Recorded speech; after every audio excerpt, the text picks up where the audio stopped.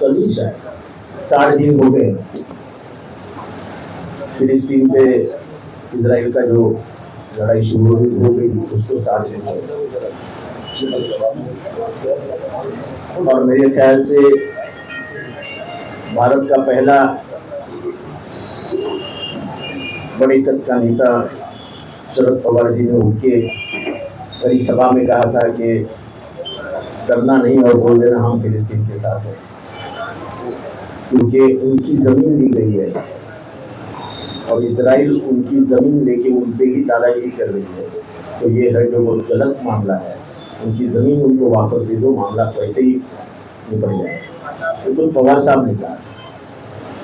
तो हमारे अपने पार्टी की भूमिका रही है कि हम फिलिस्तीन के मामले में फिलिस्तीन के साथ आज से नहीं, नेहरू के ज़माने से, महात्मा गांधी, नेहरू, लाल बहादुर शास्त्री, इंदिरा गांधी, राजीव गांधी, अटल बिहारी वाजपेयी का बहुत बड़ा भाषण है कि इजराइल ने कैसे इधर घबरा के रखा है सबको। ये भारत की परंपरा रही है और पहली बार ऐसा हुआ कि युद्ध शुरू हो गया और भारत की भूमिका अचानक बदल गई और उन्होंने कहा कि हम इजराइल का समर्थन करते हैं। इसमें मोदी साहब ने कहा कि हम इजराइल का समर्थन करते हैं, पर 4 दिन में उन्होंने बयान वापस लिया, क्योंकि भारत की जो परराष्ट्र भूमिका है, जिसको एक्सटर्नल अफेयर्स मिनिस्ट्री के तहत जो आता है फॉरेन रिलेशंस, वो फॉरेन रिलेशंस में ये बैठता नहीं था। तो उन्होंने फिर उनके जो मिनिस्टर थे शिवशंकर, उन्होंने एक बयान दिया कि हम इसमें फिलिस्तीन का साथ देंगे। और उसकी गलती हो चुकी थी कि मोदी साहब ने बोल दिया था कि हम इजराइल का साथ देंगे। पिछले 3 दिन से बहुत बम फेंके जा रहे हैं, पानी की, खाने की सभी किल्लत है वहाँ पे।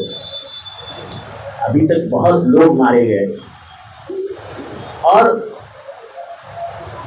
इंटरनेशनल नॉर्म्स है, युद्ध के कुछ इंटरनेशनल नॉर्म्स हैं कि किसी सोसाइटी के ऊपर, यानी जहाँ पे लोग रहते हैं, ऐसी एरियाज पे बमबारी नहीं करनी चाहिए, हॉस्पिटल पे बमबारी नहीं करनी चाहिए, मस्जिद, चर्च, मंदिर पे बमबारी नहीं करना चाहिए। ये ऐसे सभी देशों ने सही करके, दस्तखत करके ऐसा एक डॉक्यूमेंट बनाया है जो यूनाइटेड नेशंस में है। पर इजराइल ने सभी मर्यादाओं का भंग करके हॉस्पिटल पे बॉम्बिंग किया, स्कूल पे बॉम्बिंग किया। यानी अभी तक किसी भी लड़ाई में 5000 बच्चे मारे नहीं गए। ये पहली ऐसी दुनिया की लड़ाई है 1950 के बाद जहां 5000 छोटे बच्चे मारे गए। और हमारी भूमिका बहुत स्पष्ट है कि ये इनको जब जर्मनी में तकलीफ हुई और जर्मनी से ये भाग निकले, तो इंग्लैंड ने एक छोटी सी जमीन इनको दी थी कि भाई तुम यहाँ आके निर्वासित हो तो यहाँ आके रह सकते हो। ये निर्वासितों ने पिछले कई सालों में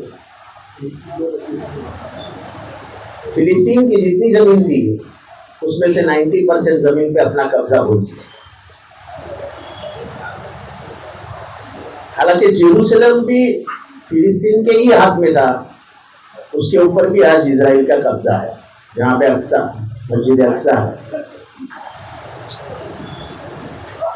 तो ये सब देखते हुए हमारा, मेरा, शमीम भाई का, शानू भाई का, सब लोगों की बात हुई थी भाई साहब की कि अपन मुशावरा करेंगे। हर साल अपना होता ही है और बड़े पैमाने पे होता है, ऐसा नहीं कि छोटा करते हैं। पर जब पूरे देश में, मुझे देश से कोई लेना देना नहीं, मुझे किसी से कोई लेना देना नहीं, इंसानियत की जब इतनी बड़ी हत्या हो रही है, बच्चे मारे जा रहे हैं, तब हम खास करके मुस्लिम हल्के में मुशायरा करें तो मुझे लगता है कि अच्छा नहीं, क्योंकि कहीं ना कहीं हर आदमी के दिल में दुख है कि हमारे भाई बहन मारे जा रहे हैं।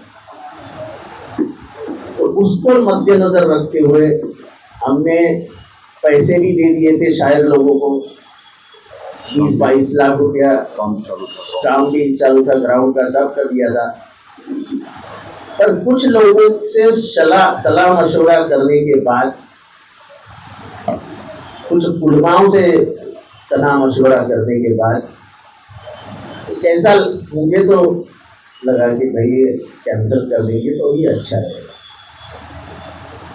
दिन आएंगे जब हम उसको मनाएंगे, लेकिन अभी के हालात में जब वहाँ गाजा में हो, रामल्ला में हो, जब लोग रो रहे हैं, तब हम उनके गम में शामिल होना तो चाहिए। और हम जल्दी एक दुआ की अनाउंसमेंट कर रहे हैं और पूरा मुमरिया को वहाँ आमंत्रित करेंगे और फिलिस्तीन के लिए एक बड़ी दुआ रखेंगे।